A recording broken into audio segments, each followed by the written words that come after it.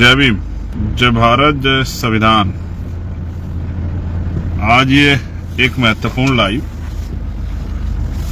जो हम लोग बिहार से कर रहे हैं, गाड़ी में बैठ के लाइव है। और क्योंकि आप ये समझिए कि ये पेज इस्तेमाल किया जा रहा है अपनी बात को रखने के लिए, तो इसलिए मैं आप सबसे कहूंगा कि वो इस पेज से जुड़ जाएं, जिससे कि आप तक मेरी बात पहुंच जाए।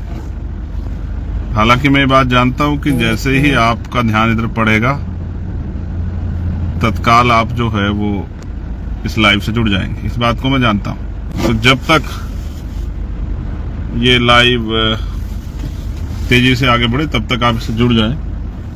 आवाज आ रही? क्या हम लोग ये हटा सकते हैं?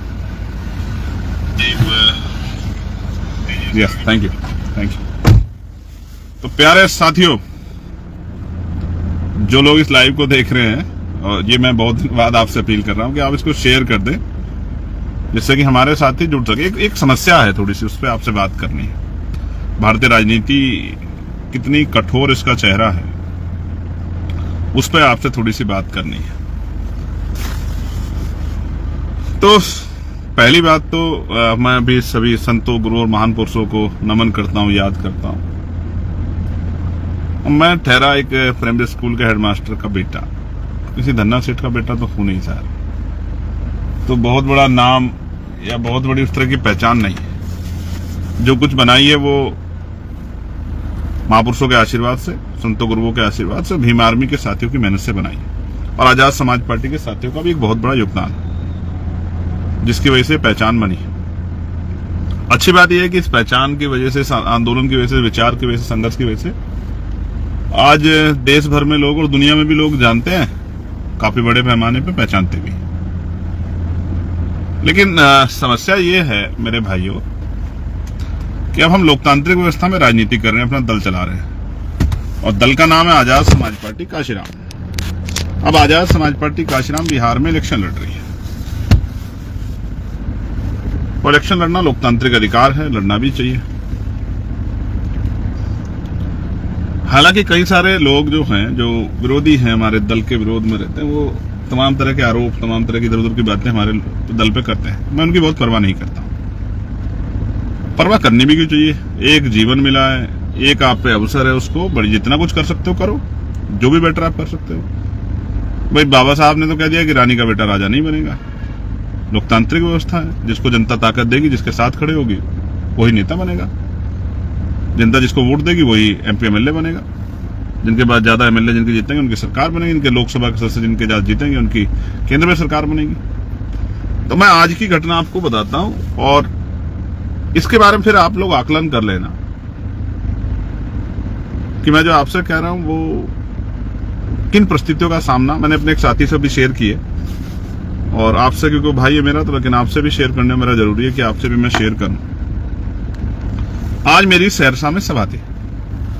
सहरसा एक विधानसभा है, और नजीर साहब वहां से प्रत्याशी। मैं सुबह चला दिल्ली से, और मेरी फ्लाइट थी 12 बजे, 12:30 बजे उसको आना था, और लगभग 2 बजे, पौने 2 बजे उसको यहां पहुंचना था। फिर मुझे 3 घंटे का ट्रैवल करके पहुंचना था, 2.5 पौने 3 घंटे में, उस सभा को संबोधित करने के लिए, जिसकी परमिशन हमारे पास थी। सुबह 10:05 पे मेरे फोन पे मैसेज आया कि आपकी फ्लाइट 1.5 घंटा लेट है। ये खबर आई तो दिमाग में बड़ी चिंता हुई कि जिस कार्यकर्ता ने या जिस प्रत्याशी ने आज अपने मेहनत की खूब कमाई लगाई होगी, पैसा लगाया होगा कि भाई चुनाव है और लोगों को लेके आना है, चुनावी सभा करानी है, और टेंट वेंट लगाया होगा, परमिशन ली होगी, तमाम तरह की व्यवस्थाएं की होंगी, कुर्सी की, तमाम चीजों की। अब भाई उसका क्या होगा? तो उसके लिए फिर मैंने दूसरी फ्लाइट कराने की सोची। जैसे मैंने फ्लाइट कराने की सोची, प्रयास किया, तभी खबर आई कि भाई फ्लाइट, मैंने पता करा एयरपोर्ट, तो पता लगा फ्लाइट टाइम पे। फ्लाइट स्पाइस जेट की थी। तो हम लोग घर से निकल गए, एयरपोर्ट पहुंचे। एयरपोर्ट पहुंचते ही पता लगा कि फ्लाइट 1.5 घंटा डिले। अब आप एविएशन उसको देखोगे, डिपार्टमेंट को, फ्लाइट के उसको बोले तो 2-2.5 घंटे से पहले फ्लाइट मतलब फुल वगैरह हो जाती है और उसकी जो प्रक्रिया पूरी हो जाती है उसके बाद शायद 2-3 घंटे पहले वो काउंटर उनके बंद हो जाते हैं। अब बड़ा सवाल ये हुआ भाई कि अब करें क्या।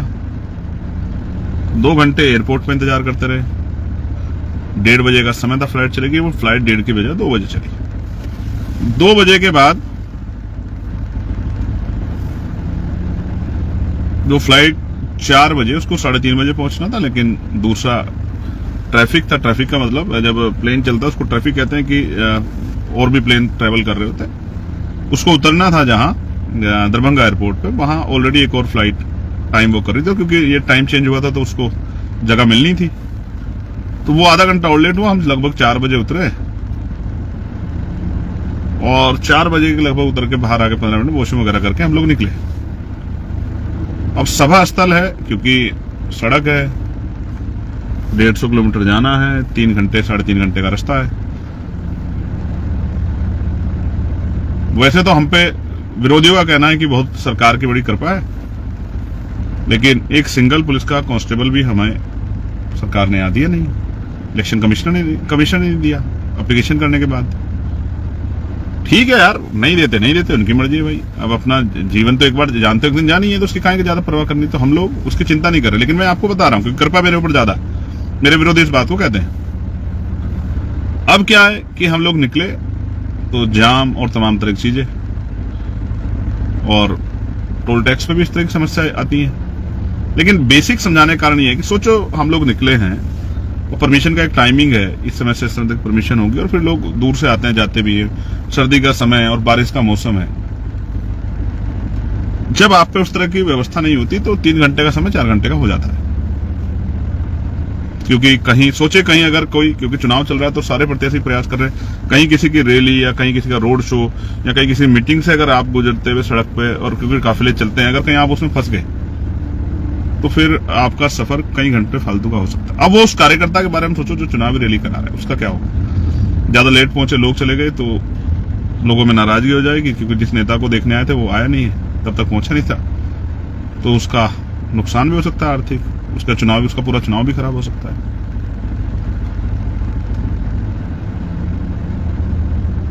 अब हम जब निकले तो 2-2.5 घंटे का सफर करके फिर पता लगा कि पुलिस ने और इलेक्शन कमीशन के जो लोग हैं उन्होंने कहा कि अब आप सभा नहीं कर सकते हो, परमिशन का समय ज्यादा हो गया। तो फोन पे ही समझाना पड़ा लोगों को, और फिर अब वहां से वापस हम लोग मुजफ्फरपुर के लिए जाने से पहले रुक गए, मतलब जहां में दूसरी जगह जाना है। लेकिन अब सवाल ये है, जो लोग कहते हैं मेरे ऊपर बहुत सारी कृपा है, मेरे ऊपर कृपा तो है, लेकिन वो कमजोर हक वंचित समाज की, मेरे समाज की, दलित पिछड़े मुस्लिम समाज की, मेरी माओ बहनों की, मेरे बड़े बुजुर्गों के, अभिभावकों की, और हमारे महापुरुषों की तो है। इस बात को तो मैं मानता हूं, वरना तो जिंदा कैसे रहता। अब इस कृपा वाले व्यक्ति के बारे में आप इतना जानिए कि जब मैं अपनी पार्टी के प्रत्याशियों से कहूंगा कि यार चुनाव 5 साल में एक बार आता है और इस तरह की सिचुएशन ना हो, क्योंकि सब जगह आप देखना कि दूसरी पार्टी के लोग भी काम करते हैं, तो भाई आप लोग किसी बड़े साधन की व्यवस्था कर लो कि एक दिन में 2-3 सभा हो जाए। कहां दौड़ा जा सकता है, 250-250 किलोमीटर का, सड़क की हालत बहुत अच्छी नहीं है। तो जो लोग विरोधी आरोप लगाते हैं वो कहेंगे देखे जनसेकर हेलीकॉप्टर से घूम रहे हैं। अब जो लोग चुनाव लड़ रहे हैं, लाखों रुपए खर्च कर रहे हैं, तो वो 3-4 लोग मिलकर हेलीकॉप्टर कर सकते हैं। ऐसा हमारा प्रयास भी रहेगा। लेकिन सवाल ये है कि जहां मैं अभी खड़ा हूं, जहां रुक के मैं लाइव कर रहा हूं, बिहार का जो के हालात हैं, आपने खुद देखा होगा कि बिहार में किस तरह गोली और तमाम तरह की चीजें हो रही हैं। और मैं वो शख्स हूं जिसके ऊपर गोली ऑलरेडी चली। और आपकी जानकारी के लिए मैं बता दूं कि भाई यहां मेरे पास कोई सुरक्षा व्यवस्था नहीं है, क्योंकि सुरक्षा काम होता है सरकार का, और इलेक्शन में इलेक्शन कमिश्नर और तमाम जो यहाँ की वो होती है एजेंसियां, वो इस काम को करती हैं। तो केंद्र की सरकार को ये लगता है, जबकि हम लोग वैचारिक लड़ाई लड़ रहे हैं और मैं एक वैचारिक व्यक्ति हूं, कि उनका मानना है, उन्होंने मुझे वाइप्लस सुरक्षा भी दी है, तो वो उत्तर प्रदेश में और वो हरियाणा में और जम्मू कश्मीर में। तो केंद्र की हमारी सरकार को लगता है और एजेंसी को कि दिल्ली में या बिहार में या देश के और राज्यों में मुझे खतरा नहीं। ये उनकी सोच है, इसलिए उन्होंने और कहीं मुझे सुरक्षा प्रोवाइड करवाई नहीं। तो मैं सोचता हूं एक आदमी को कितनी परेशानियों से गुजरना पड़ता है, तमाम तरह की परेशानियों से, मानसिक, फिजिकली भी और परेशानियां हो जाती है। और उनके बाद एक कार्यकर्ता के ऊपर क्या गुजरती है जब उसकी रैली नहीं हो पाती।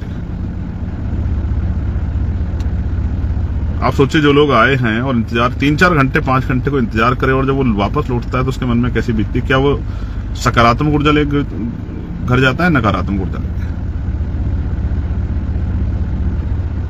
ये बात मैं आपसे इसलिए कह रहा हूं, यार राजनीति बिना साधन के बहुत मुश्किल काम है। और जिन वर्गों की मैं राजनीति करता हूं आर्थिक रूप से बड़े कमजोर हैं। मेरे ऊपर आरोप लगाना आसान है, लेकिन मेरे जितना काम करना वो बहुत कठिन है। मेरी तरह जान को दांव पे लगाना वो बहुत कठिन है। जिस तरह के हालात हैं, जहां ये नहीं पता कि कहां से गोली आएगी और कौन वैचारिक विरोध में सरफिरा आपके साथ किस तरह का व्यवहार कर देगा, वहां मैं सिंगल गाड़ी से जाके प्रचार के लिए निकलता हूं अपने 4-5 साथियों के साथ। क्योंकि ऐसा नहीं कि मुझे चाहने वाले कम है, लेकिन समस्या यह है कि अगर उन चाहने वालों को पता लग जाए कि मैं उस रास्ते से गुजर रहा हूं तो मुझे जहां मुझे पहुंचना है 2 घंटे लगेंगे, वो मुझे 4 घंटे में जान देंगे। मैं उनके प्यार को जानता हूं। और ये बिहार में भी मिलता है, ये मध्य प्रदेश में मिलता है, ये उत्तराखंड में भी, राजस्थान, हरियाणा, पंजाब, यूपी, सब जगह मिलता है। ये छत्तीसगढ़, उड़ीसा में मिलता है, ये झारखंड में मिलता है। इस गलतफहमी में मत रहना कोई कि प्यार करने वाले लोग कम है, लेकिन साधन उनके पास कम है, इस बात को मैं जानता हूं। उन पे अपनी गाड़ियां नहीं है 4 पहियों की, लेकिन दिल उनके बहुत बड़े हैं। अगर मैं एक आवाज लगा दूंगा चिंगाड़ के, सड़कें भर जाएंगी। मैं बिहार में भी जो प्रेम मुझे मिला है, मैं उस बात को जानता हूं। लेकिन यार बिहार के मेरे साथियों, जहां नहीं पहुंच पाऊं वहां नाराज मत होना, और जहां पहुंच पाऊं वहां थोड़ी सी मदद करा देना कि वहां से दूसरे के यहां पहुंच जाऊं। आपका हूं, जैसा भी हूं आपका हूं, आपका अपना हूं, आपके बीच का हूं। बड़ी मुश्किल से संघर्ष करके यहां तक पहुंचा हूं, और मैं अपने आप को बहुत धन्यवाद वो करता हूं कि कितने आशीर्वाद है महापुरुषों का मेरे ऊपर।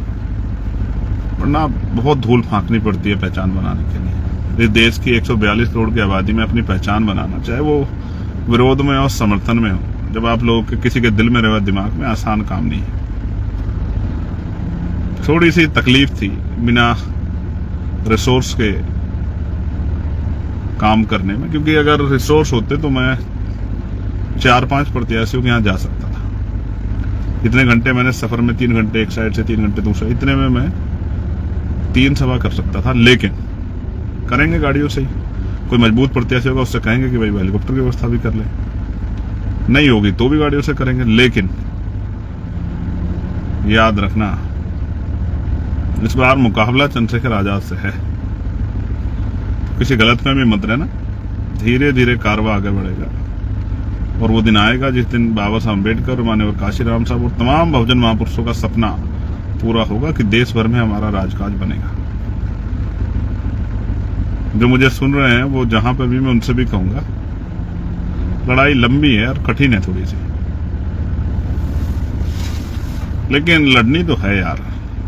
कुछ करके दिखाओ, काम करो, मेहनत करो। तो आसान लड़ाई नहीं है। जब लोग 50 होते हैं मैं तब भी वही इतनी हिम्मत से बोलता हूँ, जब 5 लाख होते हैं तब भी इतनी हिम्मत से बोलता हूँ, जब 50,000 होते हैं तब भी इतनी हिम्मत से बोलता हूँ, जब 5,000 होते हैं तब भी इतनी हिम्मत से बोलता हूँ। व्यक्ति से फर्क नहीं पड़ता। अब उनमें सिपाही कितने हैं, पहरेदार कितने हैं, काम करने वाले, इस बात से फर्क पड़ता है। तो मैं बिहार आ गया हूँ। कल हमारी एक सभा है, परसों फिर हमारी सभा है, फिर मुझे एक पार्लियामेंट्री कमेटी की मीटिंग में जाना है, फिर मैं वापस आऊंगा। इसी बीच में मैं बनते जी जो कुशीनगर वाले हैं, जिनका परिनिर्वाण हो गया है, उनको देखने के लिए, उनके पार्थिव शरीर को नमन करने के लिए जाऊंगा, आदरांजलि अर्पित करने के लिए। इसी बीच से निकल के और फिर लगातार मैं बिहार में 9-10 तारीख तक प्रचार से रहूंगा। आप सबसे अपील है, डट जाओ, काम करो। और स्पेशली यहां बिहार में रिप्रेजेंटेशन इस बार बनाना है। यहाँ के नेताओं को लगता है कि यहाँ का 20% दलित समाज, उनका कोई आदमी डिप्टी चीफ मिनिस्टर नहीं बन सकता है। चीफ मिनिस्टर तो बड़ी बात है। यहाँ का 20% मुस्लिम समाज, उनका कोई डिप्टी चीफ मिनिस्टर नहीं बन सकता है। चीफ मिनिस्टर दूसरी बात है। हालांकि हमने उत्तर प्रदेश में घोषणा की थी कि हम लोग एक पिछड़े वर्ग से, एक अति पिछड़े वर्ग से, एक मुस्लिम समाज से डिप्टी चीफ मिनिस्टर बनाएंगे। उत्तर प्रदेश में हम इस काम को करेंगे।